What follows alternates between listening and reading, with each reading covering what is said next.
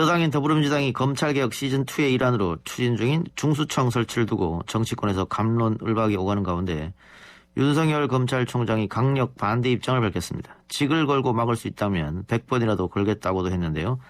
현직 검찰총장의 이 발언을 두고 또 적절성 논란이 일고 있습니다. 율사 출신이죠. 더불어민주당 이상민 의원 전화 연결해서 이야기 나눠봅니다. 의원님 나와 계십니까? 네, 안녕하세요. 예. 윤석열 총장의 발언이 논란인데 최근 언론 인터뷰에 이어 오늘 대구 고검을 찾아서도 검수 완박이란 건 부패를 완전히 판치게 하는 부패 완판이고 헌법 정신에 크게 위배된다 이렇게 얘기를 했단 말이죠. 윤 총장 발언 어떻게 보고 계십니까? 그건 허공에 떠 있는 모기한테 칼을 휘두르는 격이다. 예. 라고 생각됩니다. 예. 총장으로서의 직분의 그 무거움을 좀 깨달았으면 좋겠고요. 예. 지금 과잉 아닌가요? 그러니까 예. 아직 지금 단계는 국회 법안이 제출된 것도 아니고 단지 더불어민주당 내에 특위를 통해서 몇몇 의원들의 그 아이디어가 이렇게 밖에 표출되고 있을 뿐인데 예. 마치 천지개벽한 듯 이렇게 큰 소리를 내고 마치 뭐 직을 100번이라도 걸겠다 이렇게 하는 건 예. 그거 지나친 과잉이죠. 그 청와대에서도 의견이 있으면 절차적으로 제시했으면 좋겠다 그런 입장이었는데 거기도 동의하십니까? 그렇죠. 합리적이고 또 그 담백하게 의견을 표출하면 될 일이고 예. 아직 법안이 제출되고 나서 그다음에 법안 심의 단계에서 이해 당사자로서 그 검찰 대검의 입장을 밝히면 될 일이라고 생각되거든요. 예. 근데 검찰총장이 대검도 아니고 검찰총장이 특정 언론을 통해서 연이어 지금 이런 아직 법안도 제출돼 있지 않는 것을 예. 이렇게 뭐 큰 난리가 난 것처럼 하는 거는 결국 소모적인 공론을 분열시키고 또 파행적 그 언동을 하는 것이다 하는 점에서 저는 매우 검찰총장으로서의 직분을 그 무거움을 깨닫지 못하고 함부로 처신한 것이다라는 생각입니다. 예. 의원님 말씀처럼 검찰총장이 특정 언론사를 불러서 이렇게 여론전한 것은 뭐 이례적인 일인 것 같고요.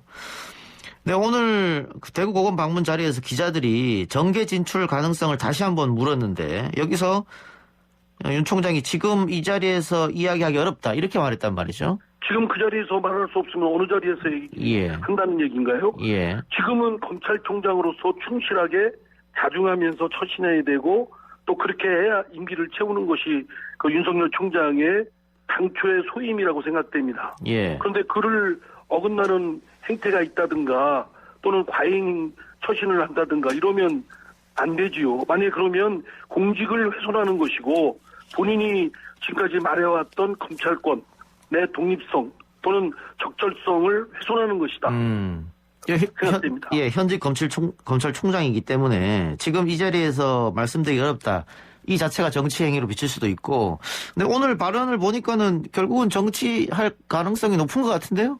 저도 연이어서 그 신문에 대서특별해서 그렇게 한 걸 보고 오히려 정치권에 지금 이런 중대범죄수사청을 추진하는 의원들을 자극하려는 그래서 이런 파행적 여러 가지 다툼을 불러일으키게 하려는 의도가 굉장히 엿보이거든요. 예. 그래서 제가 불순한 의도라고까지 표현을 했는데 그런 거 보면 정치를 하겠구나. 대선 나가려고 마음을 먹고 있구나. 그런데 그런 사욕이 앞서고 그리고 자신의 여론조사 지지도가 계속 떨어지고 있는 걸 오히려 초조하게 생각을 하는 거 아닌가. 예. 근데 저는 그런 행태가 매우 지혜롭지 못하고 어리석은 행태다라고 생각합니다. 여권의 몇몇 의원들은 정치를 하고 싶으면은 총장을 그만두고 지금 나가서 해라 이런 입장이던데 의원님도 같은 입장이세요? 아니 정치를 하고 싶으면 총장을 버리고 가는 게 아니라 임기제 2년이 보장된 총장의 직분을 충실하게 지금은 해야죠. 예. 지금은 정치를 하느냐 안 하느냐를 본인한테 선택권이 주어진 게 아니고 검찰총장으로서 충실하게 그 직분에 열심히 충실하게 해야 되고 다른 잡생각은 해서는 안 되는 그런 때죠. 그런데 만약에 조금이라도 그런 생각을 하거나 그런 의심할 만한 행태가 있으면 그건 직분을 어긋나는 거 아니겠습니까? 예, 지금 직분을 어긋나는 일을 또 발언을 하고 있다. 의원님은 그렇게 판단하시네요? 저는 그 의도가 사욕이 앞서고 또 그리고 초조함이 또 앞서고 그러면서 의도도 불순하게 느껴집니다. 예. 오늘 관련해서 이낙연 대표도 특별하게 할 말이 없다 이런 얘기를 했는데 당내에서는 아마 또 추윤 갈등을 또 우려해서 무대응으로 나가겠다 이런 입장인 것 같기도 합니다. 글쎄요. 아니 뭐 여보세요? 예. 아무 의견도 없다는 건 뭐 글쎄 무슨 뜻인지 모르겠지만 예. 아무 의견도 없을 리가 있겠습니까? 분명히 잘못된 건 잘못된 거고 시비는 따져야 되는데 예. 이런 것들이 아마 이낙연 대표로서는 소모적인 국론 분열이나 또는 민생 회복에 집중해야 되는데 또 다른 이제 불씨가 돼서 여러 가지 그 시끄러움을 자아내면 안 될 것이다라고 해서 오히려 자제하고 있는 것이 아닌가 예. 그런 생각인데 그러나 저 같은 이제 5선 국회의원이니까 저 같은 입장에서는 가만히 있으면 안 되겠죠. 예. 그러니까 지금 여권에서 의원님이 강하게 비판하셨고 또 행정부에서는 정세균 총리가 무책임한 국민 선동이다 이렇게 강한 오딩으로 비판했습니다. 그러면서 총리로서 해야 할 역할에 대해 깊이 고민하겠다 했는데 지금 이 시점에서 그 정세균 총리가 어떤 역할을 할 수 있을까요? 총리는 그 대통령을 통괄적으로 그 보좌하는 의미가 있고 예. 공직자에 대한 임명권에 대한 의견을 개진할 수가 있고 추천권도 있고 또 해임 건의도 정치적으로 할 수 있는 거 아니겠습니까? 예. 뭐 해임 건의 같은 것도 생각해 볼 수 있는 거고 물론 정세균 총리가 구체적으로 어떤 뜻인지는 잘 모르겠습니다만 예. 그러나 임기제가 보장되어 있고 그렇게 지키도록 되어 있는 검찰총장에 대한 해임 건의는 매우 신중할 필요가 있겠죠. 예. 이 발단이 중수청 설치 때문에 나왔는데 여권에서 중수청 설치하는 것은 결국은 수사권과 기소권을 분리해야 된다. 그런 대전제 하에서 중수청 설치가 하나의 방법이 될 수 있다. 이런 것 같은데 의원님께서는 이 중수청 설치에 대해서는 반대 입장이셨습니다. 예, 그렇습니다. 이미 뭐 제 입장을 표명을 했는데요. 예. 수사와 기소가 절대적으로 분리돼야 되는 것이 뭐 그 절대적인 진리고 그 기준을만은 아닐 거라고 봅니다. 제일 예. 중요한 거는 수사든 기소든 재판이든 국민에게 편익을 제공하고 국민의 억울함을 풀어주고 또 억울한 국민이 없도록 하고 그리고 죄를 지었으면 응당 그 책임을 지우는 그런 것이 사법의 목적이니만큼 거기에 최적화된 기능과 규모를 갖추도록 하는 게 중요한데 지금 중대범죄수사청을 하나 또 하나 만든다는 거는 수사기관이 난립돼서 오히려 그런 공급자 중심으로 사회적 비용만 증가되고 또 국민들에게 혼란을 끼친다. 그리고 수사기관들 사이에도 난립된 거로 인한 혼란과 뭐 여러 가지 국민에 대한 서비스에서 오히려 더 질이 떨어질 수 있다. 그리고 우선 그 국회나 정부가 할 일은 지금 어렵게 한 검경 수사권 조정이나 공수처를 잘 접근할 수 있도록 성공적 추진될 수 예. 있도록 집중 관리하는 게 할 일이다. 이런 차원에서 중대범죄수사청의 신설은 지금 할 때가 아니라고 제 입장을 밝혔죠. 그러면 크게 봤을 때 지금 뭐 행정부도 그렇고 각 국회의원들도 의견이 조금 다른데 수사 기소 분리 당장 찬성한다는 분들도 계시고 수사 기소 분리 원칙에는 찬성하나 시기상조다 뭐 이런 얘기도 있고 또 수사 기소 분리에는 찬성하나 중수청 설치는 반대다도 있고 수사 기소 분리하는 거 완전 반대도 있고 그 의원님은 크게 네 가지 봤을 때는 어느 쪽에 속하십니까?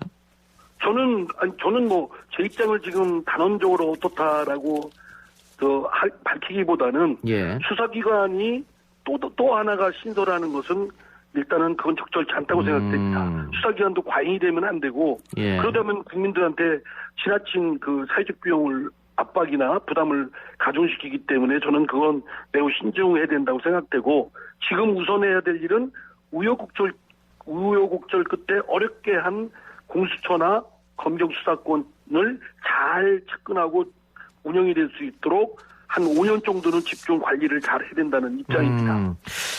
근데 지금 민주당에서는 초선 의원들을 중심으로 이 중수청 관련 법안을 3월 달에 발의를 해서 6월 처리를 목표로 하겠다 이런 입장이던데. 그거는 뭐 그 의원들의 생각일 뿐이고요. 예. 그게 뭐 당내에서 공론화되거나 또는 당내에서 뭐 그렇게 방향이 잡힌 것은 없습니다. 특위에서 몇몇 의원들의 그런 의견들이 일 뿐이고 이거에 대해서는 마찬가지로 당에서 그 공론화 과정이 있어야 될 것이고 뿐만 아니라 당 밖에 그 전문가들 또 국민과의 또는 이해 당사자인 검찰, 경찰 또 여러 그 분들과 그런 소통하고 공론화하는 치열한 과정이 좀 있어야 되겠죠. 예. 그래서 뭐 3월 달에 발의하고 6월 달에 한다. 이게 뭐 뚝딱 번개불에 콩 볶아 먹는 식의 그런 제도 탄생은 매우 바람직하지 않다라는 점에서 좀 더 치열한 과정이 필요하다고 생각합니다. 당내 의원님과 비슷하거나 같은 의견을 갖고 계신 분들이 어느 정도나 됩니까? 저는 상당히 많은 의원들이